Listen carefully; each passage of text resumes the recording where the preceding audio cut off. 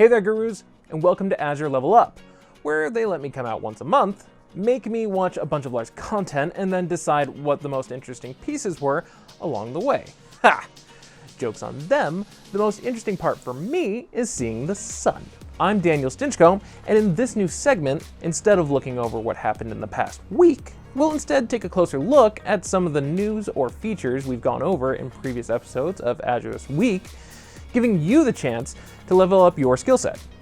And instead of listening to llama puns and bad dad jokes, you'll get video game ones instead.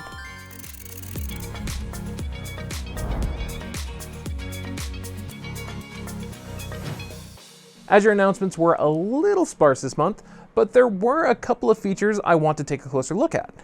Not because I'm trying to drag out how long I'm allowed out of my cave, but because they're important. Possibly the biggest announcement this month was the growth of the partnership between Microsoft and SAS. Nothing quite like having SAS as a SaaS that you can integrate with other SaaSes. With AI and analytics only becoming more and more prevalent in today's society, it's only proper we finally see a partnership that could actually build Skynet.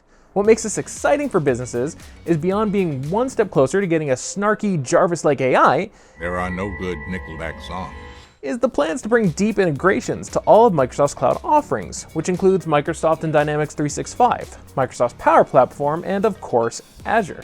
This means the ability to better ingest and utilize data that can be used in a myriad of ways, all to the benefit of your business and consumers. For example, this technology mashup is being used by the town of Cary, North Carolina, to build more accurate flood predictions from the use of SAS Analytics and Azure IoT. For those of you who may already be using SAS services, the partnership also means that SAS will be optimizing its services to work in Azure, making it so you can finally take that gigantic appliance sitting in your data center and send it up to the cloud. This will allow companies shifting to a cloud-first technology approach to continue using SAS on highly performant cloud systems, and even creating opportunities to save money through cloud optimization.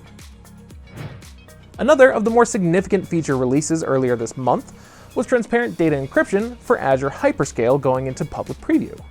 The reason for this is because we all want our data to be as secure as possible from potential digital ninjas making away in the night with your data. This would then force your IT administrator to don their stealth suit and go on an adventure to recover those stolen scrolls of data.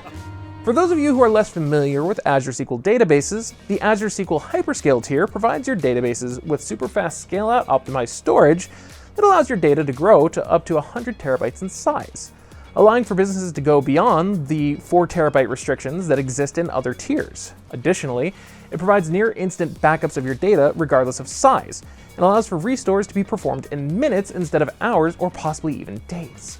Transparent data encryption has previously been unavailable in HyperScale, likely due to the storage and scaling methods in use to give users the ultra-fast performance it provides, as Azure SQL Database would previously enable TDE at the server level, and managed instances would get it at the instance level. HyperScale distributes your data across multiple nodes, which doesn't necessarily play nice with things like encryption. Now, Microsoft seems to have cracked the code, which has now made it so you can not only use transparent data encryption to secure your data at rest, but also use your own key if you were so inclined. Regardless of whether you use your own key or allow Azure to create and manage one for you, your key is managed through Azure Key Vault to ensure you can manage who or what has access to your most sensitive secrets. Now, I want to make sure we emphasize the data at rest part. Transparent data encryption only secures data when it's not being accessed, so you'll still need to make sure you're securing your data in transit lest it be intercepted by those darn digital ninjas. Ensuring that you only allow connections from trusted sources and encrypting your network traffic are equally important, so don't be fooled into thinking that one precaution is enough. I know I wouldn't want to be the guy who made that mistake. Again. Well, gurus, I'd say at this point you've earned enough XP to level up for this month. Congrats!